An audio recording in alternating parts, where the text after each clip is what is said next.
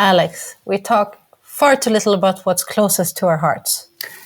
Really? I think I talk about my feelings all the time, Christina. Oh, it's not always about you, Alex. No, I want to talk about something that we both love. I want to talk about geothermal energy. Finally, we can talk about geothermal energy, the heat beneath our feet. Exactly. Today we'll meet one of the largest geothermal energy producers to hear what they say in terms of potential, promises and challenges ahead. Welcome to a new episode of The Switch to a Greener Economy. My name is Kristina Hagström-Ilievska.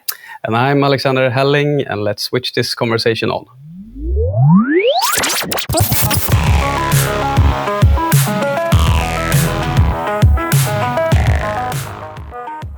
It's an honor to introduce today's guest, Jerome Cainglet, President and COO of Energy Development Corporation, EDC. Welcome to the show, Jerome. Nice to have been invited here. It's an honor to be here, and I'm wishing everyone a good day. Your millions of listeners. That's what we're hoping to, especially now when you're on the show. We're going to have millions because people want to hear more about what's going on in the Philippines, right? Definitely. And no, it's a real pleasure to have you, Jerome. And since we also work in the geothermal industry, we're super excited to have you on the switch to talk about, how we can scale up the geothermal industry by being more collaborative. Right, Christina? Absolutely. But actually, I think we need to start from the beginning. What do you say? Yes, let's do that. Jerome, we know exactly what geothermal is, and we spend every day looking in how can we make it better. But if you would explain what is geothermal to a 10-year-old, how would you say that? Okay. Well, geothermal comes from the word, I think, heat and earth. So it's actually using the heat from under the earth to be able to generate power. So if you have a toy, the power that you use in pushing your toy is your hands, right? You use your hands to push a toy. In power generation, you need to use a certain force so you can generate electricity. No? And in doing that, we're using the power from the heat that the earth actually generates and contains from its core. So we take that heat out, put it into a power plant, and then use it to generate electricity. So no different from you pushing your toy car so that it moves. In this instance, you use the steam so that it moves turbines and then produces electricity. Well, thank you very much. That was a good explanation. And as we've had in future, shows that we've had previously, there is an enormous amount of energy needed right now. And we know that it's going to triple in the near future. So we also know that geothermal is a new, clean, firm energy that can actually be produced. Interesting fact about the Philippines is that almost 2 gigawatts of installed geothermal capacity is in the Philippines. EDC is actually producing 61% of those 2 gigawatts, which is pretty cool. That's the world's second largest geothermal energy producer. Yes, and in fact, if you talk about not just producing steam, but also actually producing the electricity, so you call that the integrated power generation, EDC is the largest worldwide. Yeah, I think that's super interesting, Jerome. But the focus on the Philippines, because it started back in the 70s, right, EDC, and you started with a lot of different energy sources, but then it was, now you have taken a new stance and really looked at, how can we be part of the energy transition in the Philippines as well, right? Yes, well, the development of geothermal in the Philippines back in the 70s is actually an offshoot of a need, which is probably unique to the Philippines. We really do not have a lot of indigenous fossil fuel. And at that time, we were experiencing a worldwide oil crisis. So the government actually tried to look for ways to reduce our reliance on fossil fuel so that we also reduce our reliance on having to import our source of energy. And that's when more focus was given to geothermal. And as a result, we have been able to develop a lot of the of the big fields in the Philippines that are available for development, which led to this, at least at the moment, 2 gigawatt worth of power generation capacity being fueled by geothermal energy. I think it's pretty cool because this is a point that we don't talk so much about. Actually, geothermal, it could be actually energy security in many ways and forms as well. What has geothermal done for the Philippines? Well, what's great with it's good to have mentioned energy security, because that would mean having to rely less on logistical issues that can arise from, say, global crisis.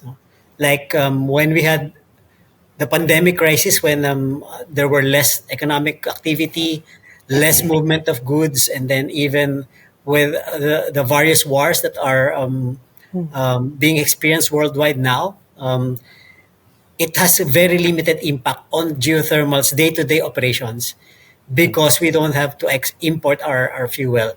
We just extract it from the ground.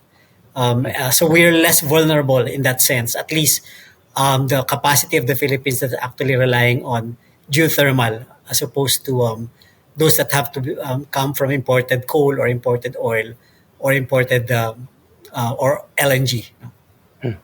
And you've been a driver in the development of geothermal in the Philippines, and I know that you're also looking into a lot more new technologies and collaborations with other companies and new techs on how you can improve and how you can scale it up. Can you give some examples of what you're doing and what you're testing in the Philippines now that could be available for other companies to try globally?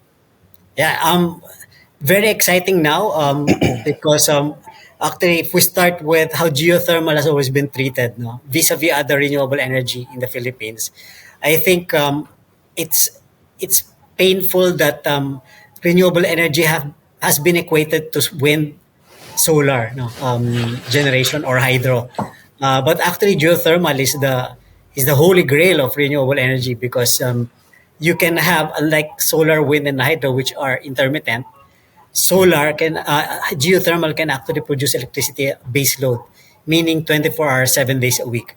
Now, what's great with what's happening now is that finally there's a realization that we should be focusing on geothermal. If we're putting so much resources on solar and wind and hydro, why shouldn't we put the same efforts in geothermal? And with this realization, I think a lot of countries which have not been able to exploit geothermal are doing so. And then there are those that are also trying to optimize what they can get from their own potential geothermal sources. So not all geothermal sources would be at temperatures where, for example, would be at temperatures where it's sufficient to run a power plant. So there are lots of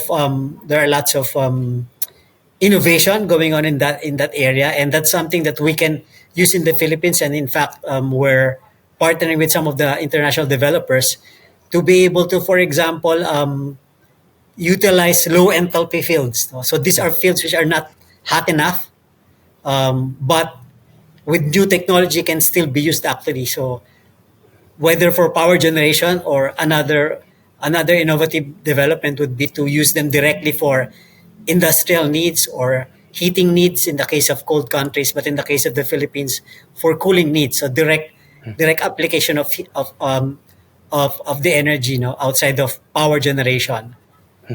And the Philippines, we've been able to develop a lot of the large fields that we have. So the remaining areas for development are more or less wouldn't be as big as what we've been able to develop. But with new technology now, I think it's very useful to have the capability, for example, to utilize wells that have been deemed unproductive, but with new technology we can revive them, maybe generate even 2, 3, or 5 megawatts. Every megawatt counts. Instead of that well actually being classified as inactive and therefore of no use. There are also technologies that we're able to use to use these wells, these inactive wells, as reinjection wells, so that we can keep the pressure, manage the pressure of the fields, and enable longer sustainable use of the fields. Can I? You gentlemen are such experts, but I think that many people that are listening now are not the same level as you are. So, if we would go back to what geothermal actually is, we would explain it as there is conventional and there is new technology. What would you say is the difference if you would explain it to people who don't know what it is? Yeah. So in my earlier explanation to a 10-year-old, so we said that we can actually extract the steam directly from the ground and use it to power generation plants. But these are only for steams that are at certain temperatures and pressure. So that's the conventional way of producing electricity from geothermal. But when we talk of new So technologies, finding a resource, tapping into it, and extracting the heat.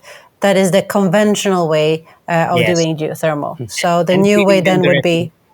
be For the new way, you can, for example, for those fields where you have lower temperatures, then what you can do is to develop a closed loop system, and then and what would a closed loop system be?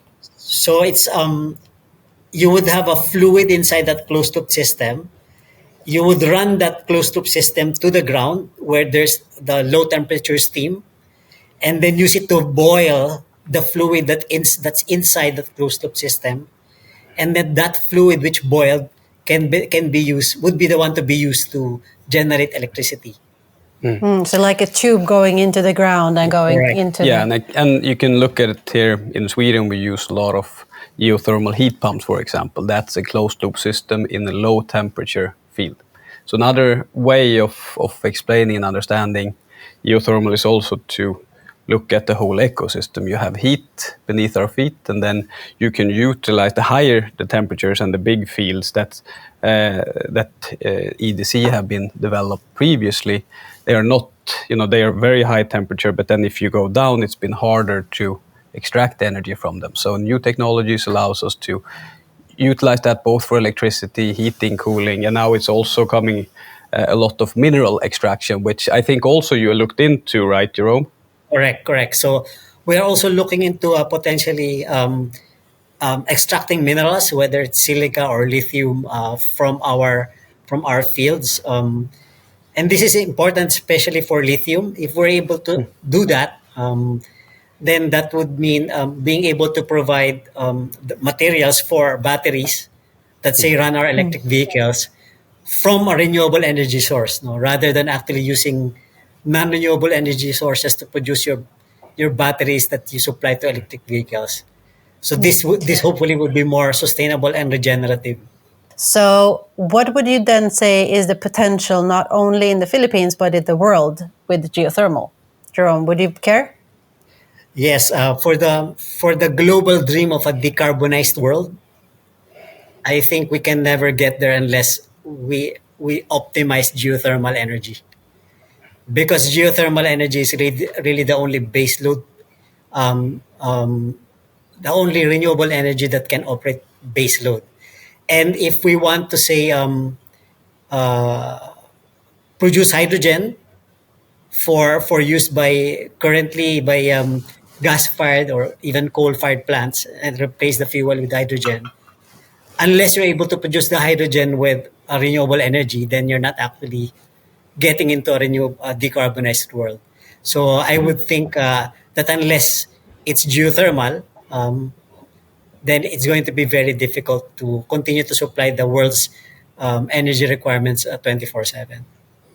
Agree. I also heard amazing numbers from US in a recent report that if we would do the conventional, we would get 40 gigabytes. If new technology has a breakthrough, what you're calling and referring to as the holy grail, we could extract 5.5 terawatts, which would actually be enough to power US for more than 1,000 years, which is Wow. super Yeah. cool, actually. So we're just talking about US here. So I really think that the potential in geothermal is amazing, Yes. what we have seen here. But why do you then think, Jerome, that it's not as big as it should be? I mean, we're sitting here, the three of us, and we realize the potential. You work with, you have extensive experience in this. Why is it not bigger than it is right now? Well, you have the very first challenge for geothermal is exploration. So we have lots of data about where potential geothermal sources are based on tabletop studies. But in the end, you still have to spend for drilling an exploration well, and then finding out if what the tabletop study says is a geothermal rich field is actually suitable. So that's where that's where the first problem arises now, which is the cost, the exploration cost, the risk that comes with exploration. Now, couple that with if you don't have the right market, or if you're not valued, if geothermal is not valued by the market, then it makes it more difficult to actually spend capital for exploration without an assurance that you can have an offtake that would buy your geothermal power at feasible prices. I think that's the first thing. In the case of the Philippines, a lot of our geothermal locations or areas where geothermal we have lots of geothermal potential. These are very far. These are far-flung areas, mountainous areas near volcanoes. So a lot of times you wouldn't have the infrastructure to enable you to transport your equipment, transport people. So on top of having to spend for the exploration of for the wells that would enable you to explore the field, you would have to also put up the roads and potentially at in our sites, no, put mitigating measures to prevent your access roads from being from landslides, no, from being hit by landslides. So you also have to spend for that. Very good. And I think those are some of the hurdles that you mentioned within geothermal. But I think also what's interesting to discuss is, the value of this green renewable baseload power, right? And I'm curious to see, in the Philippines, is it starting to become a difference in prices for renewable baseload compared to intermittent prices? I know we see it in a lot of the markets that we are in, that the market is actually putting a higher value to renewable baseload than to intermittent power. Is it the same in the Philippines? Yes, if we recall what I mentioned earlier, it's I think there's more appreciation now of how important geothermal is. So for a long time, what is deemed as renewable energy and what have been given fiscal incentives are solar and wind. So we have this feed-in tariff mechanism for solar and wind, and hydro, run-of river hydro. But geothermal, because it's been around since the 70s, has been treated as a commercially proven technology. And as such, geothermal was not provided such incentives.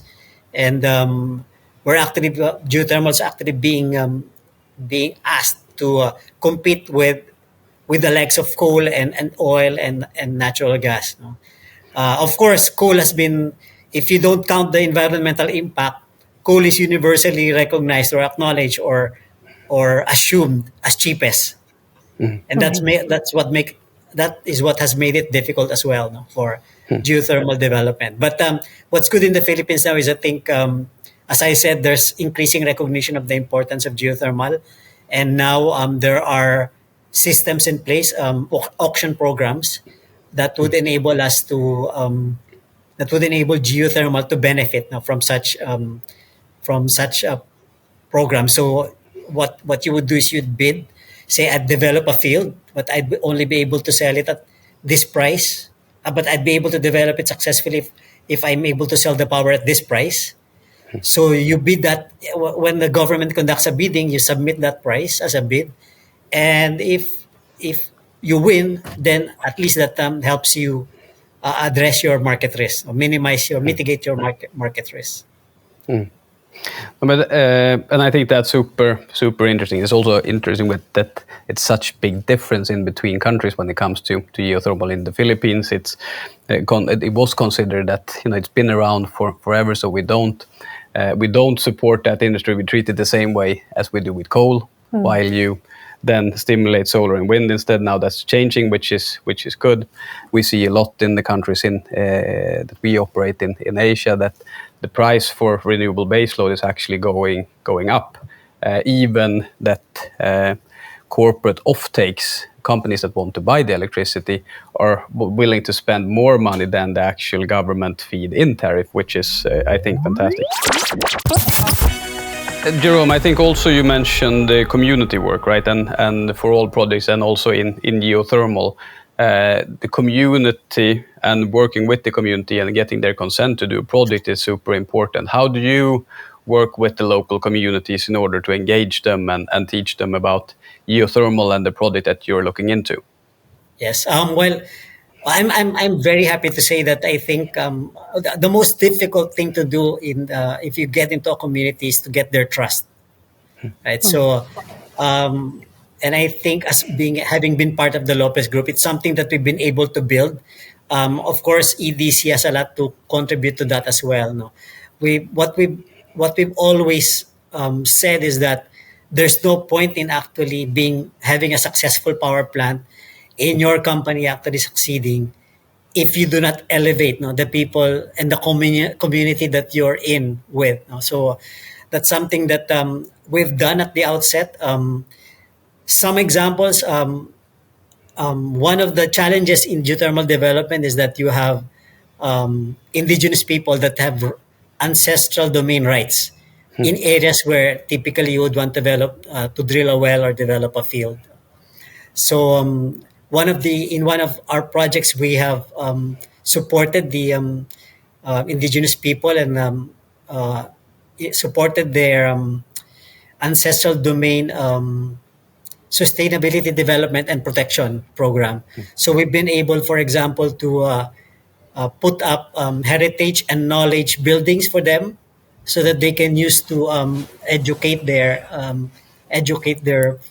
members of their community. We have also this program we call KaiTech, which is essentially it's it's a dev- it's a school or a learning institution to enable the people, the community, to get the skill set that they need to be employed, not just for our projects. Well, firstly for our projects, but to be employable elsewhere. And for us, that's it's important to be able to help them overcome generational poverty. And we've been very successful in doing that. We have more than 1,000 graduates, all of whom all of whom are employed, and some of them even abroad, because of the skill sets that they've been able to develop, such as welding skills, carpentry, masonry, and stuff. In some communities, we help them develop a livelihood program, and then let go at the time that, for example, coffee production, which comes part and parcel of protecting the environment as well. So instead of people burning trees and then leaving a wasteland, we've been able to get them to refocus and then actually use the land for productive agricultural uses. I think it's pretty amazing, actually, that your company, I mentioned before, you have a very holistic way of looking at customers, co-creators, even competitors. I remember a story from a conversation I had with your former CEO, where you actually helped out a competitor that was hit by a cyclone, and you came with spare parts in order to make sure that get them up online. As you said, in the company, it's more important to get more renewable energy online than to compete about it. I think this story and the story you're telling about the scholarships is really, truly inspiring, actually. I wish that many people listen and do, actually, because you're walking the talk. Thank you. I Yes. think that's awesome. I agree. I think that's awesome. Yeah, definitely. Looking to the future and the energy transition, how important do you think geothermal will be playing the role in the mix of renewables? As I mentioned, no, I don't think we can get to a decarbonized economy unless geothermal is at the center of it, no? Producing baseload power, and then even with respect to our, for example, transition from gasoline or diesel fed automobiles to electronic vehicles, you would need to have the batteries for that. But in producing the batteries, unless you have 24/7 renewable energy supply, then it doesn't make sense. No, it would just seem greenwashing. No? But if you have geothermal behind your production of batteries, then that makes you a green, fully green, a fully green enterprise, right? Even And as you said also, Jerome, you could also get possibly the minerals for the batteries from geothermal as well. yes, Which We I have to think is push awesome again, right? A lot of awesome buttons here. It is truly amazing what geothermal can do. And even and in order to do that, we need companies like EDC that are driving how we do it, and also driving the policy and making sure that it's heard and seen about. Investing in new technologies and driving those collaborations to also see how can we be better at developing conventional traditional geothermal, but also unconventional new technologies in order to scale up the geothermal industry. What would you consider as a summary question now? If we would say around the table now are the top three priorities for geothermal in order to achieve this potential and this success that it ought to do, what would you say, Jerome? What would be the top three things we should focus on as an industry? firstly, I think we have to be able to work with our with financiers and our government to enable us to share, no, in the exploration risk. In the end, we need it. The whole world needs it. I don't think it would be asking too much if our other stakeholders would be able to share with us in terms of exploration risk. No? Great. Secondly, I'd be, I think, more. I'd be more aggressive. I'd be happy if, on a worldwide basis, we become more aggressive with non-conventional use of geothermal, because that would only enable it to increase its usage, its utilization, and even to the extent that wells or fields that may be deemed unusable with conventional can still be used to supply our energy needs. No, not necessarily power, but maybe direct industrial use. And then thirdly, really putting geothermal at the center of all decarbonization efforts.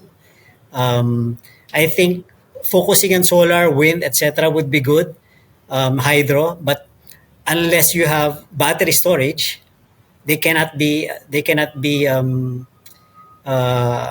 24/7 available 24/7 because of the intermittence. But to produce the batteries would be another story, and that's where I believe solar can contribute so much. No, Actually, it's a great way to start moving to an end of this, because what you just said is even with other renewables, geothermal can collaborate and make sure that we can produce what we need to in order to have this green energy transition that we are in need of.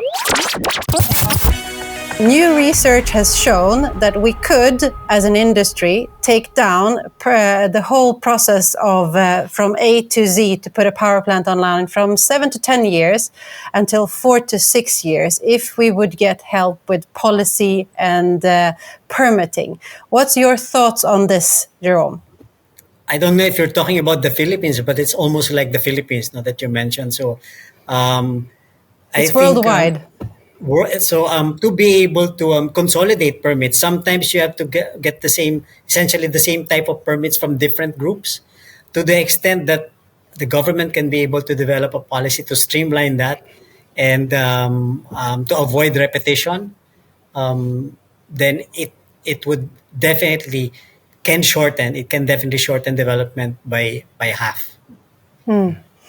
It's a saying in the industry, it's not a technology problem in geothermal, it's actually a policy problem. Would you agree? Based on our experience, I think yes, and that's why, as I mentioned, I'm happy that I think geothermal is now being given the priority that it deserves, no? And the due attention that it deserves, similar to what's being provided to the likes of wind, solar, and hydro previously. Thank you very much. Jerome, are you ready to talk to the future and answer their question? Sure. Questions from the future. Who should pay from the better world?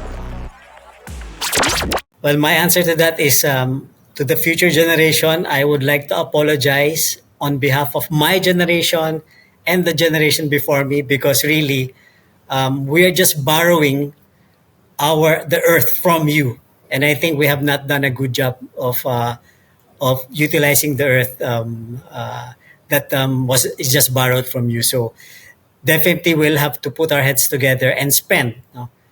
Spend as needed and as necessary to get back on track, and recover from the damages that we've done, that our generation and the generations before us have done on our world. I love that, Jerome. It's time for us to spend so we can actually make sure that the future is safe. Thank you very much. Great. So it is time to wrap things up. So gentlemen, I'm turning to you. After listening to this conversation, what can you not let go of? What will you bring with you for the rest of the day and coming weeks maybe from today's conversation? I'll start with you, Alex. Well, that's easy. I think it's a quote from you, Jerome, that said that geothermal is the holy grail of renewable. Usually we talk about, unconventional geothermal technologies as being the holy grail within geothermal. But what I like you said is that geothermal is the holy grail within renewable, which I think is something that I will bring with me, and I think that's awesome. Hear, hear. Awesome. Lovely. What about you, Jerome? What do you bring with you from today's conversation? Well, I think it's more what we've gone through for the whole hour. It's that what you're doing in terms of advocating for more geothermal and expanded geothermal use, which is what is needed, worldwide. As we've said, in our company, we have this mission of saying we forging collaborative pathways for a decarbonized and regenerative future. We know we can't do it alone, and the fact that a company like yours, is doing this with your podcast and your publication and all, I think we need more of this, and you're a shining example for other companies. Well, thank you. I actually want to give that all back to you, because what EDC is doing is pretty remarkable. You're actually leading away in the industry, and I am very happy to have had you on this podcast to actually show that geothermal is not something for the future. It's here. And you are the living proof of that, being the biggest geothermal provider. So it's super cool to have had you on the show, Jerome. Thank you very much for your time. Keep continuing to shine, and we look forward to come down and meet with you in person again. Yeah, and thank you very much for having me and for your patience. Thank you, Jerome. It was a pleasure having Katrina, you. Right? Yes, Christina. Christina. Well, yeah. There you go. It's not easy with names, but anyway. I'm just kidding. Sorry.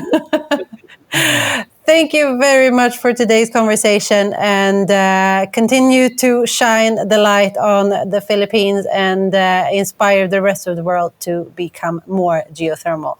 Thank you, Jerome. And to all the listeners out there, subscribe to the podcast. Make sure that you comment and ask us questions so that we can spread the word of what can be a part of doing the green transition into a better, greener economy that we need to do. We need you. You heard it from Jerome. It's all about collaboration. It's you, it's me, it's them, it's us. So take care. And if you can, take care of someone else. Exactly. He nailed it. Good. Have a good day.